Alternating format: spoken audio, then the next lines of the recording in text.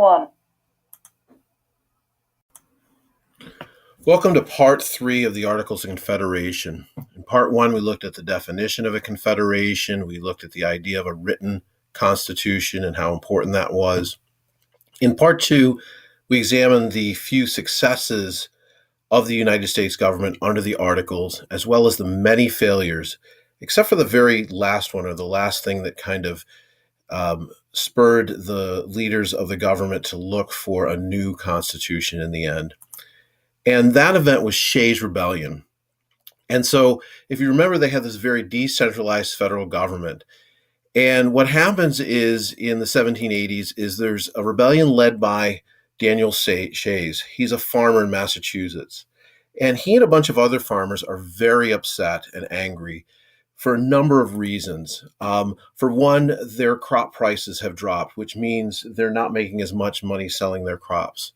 Many of them had served in the Continental Army, and they came home to pretty high taxes from the state of Massachusetts. And so they're upset with that, while at the same time, the government is threatening to seize their property if they don't pay their taxes. And on top of that, they weren't even getting paid for their service in the Continental Army. So they're very upset that the government that they fought for, this new government, is seeming to opposing their rights. And as a result of that, they lead this rebellion. And the rebellion looks a lot like a lot of rebellions. They go around attacking courthouses, committing acts of violence against tax collectors, state government officials, attacking other government buildings as well. And so it really is a great disturbance of the peace. The problem is that the federal government really can't do anything about it. They weren't able to raise taxes because all the states disagree over what the taxes should be, and nobody seems to want to pay. And so they're not able to really end this rebellion. In fact, the only reason it ended was the state of Massachusetts was able to raise a militia and put an end to this rebellion and stop these farmers from having a more dangerous uprising. So Shay's Rebellion really gets them realizing that they have a lot of problems. It showed them that people are going to rebel like they rebelled against Britain if they don't like what the government is doing. That's a possibility, always.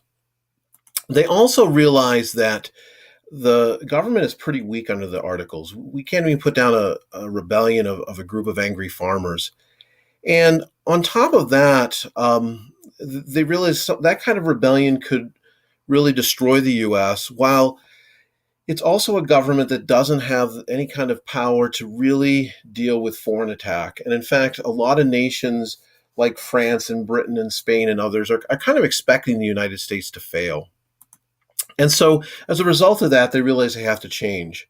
But before we go there, I wanted you to just think about something here. The Articles of Confederation made the federal government too weak and state governments too strong. Why would they write it that way in the first place? So one way to kind of look at things is to think about the British government, what they had before, something that had worked for them for a long time, as much like your parents' minivan. In other words, it worked for you, but it's not what you're going to want. And there were problems with it, okay? It didn't look cool. It didn't always run. And that's the way they looked at the British government. It had too much power. They thought it was abusive. And so they don't want something like Britain. And so the Articles of Confederation, in some ways, are sort of like a sports car. And what I mean by that is that you want something that's different, almost the opposite of that. And so, as you get older, you might want to get a sports car, and it's impressive, it's cool, it goes fast. And when you're young, that's a great vehicle to have. You can have a lot of fun with it and everything. But the reality is, as life goes on, you find yourself, having a family, and as you're having a family, that means that, oh, there's the baby's crying, yeah. That means that you really can't have a sports car. So the Articles of Confederation were great in that they weren't what Britain was. But as time goes by and they really have to govern and they have to deal with internal rebellions and foreign affairs and things like that, The Articles of Confederation aren't working. So they need to find something that will work. And what they end up with is the US Constitution, which in some ways looks something like Britain's, but might be a little different. And we're going to try to look at that and see how it's different from Britain, but in a lot of ways gives them the power to um, govern effectively and be able to protect the people.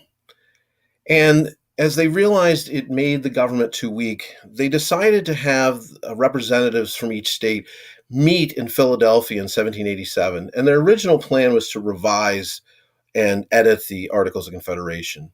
But in the end, they decide to ultimately discard it, get rid of it, and create the US Constitution. And we're going to look at that in more detail in the next part of the unit.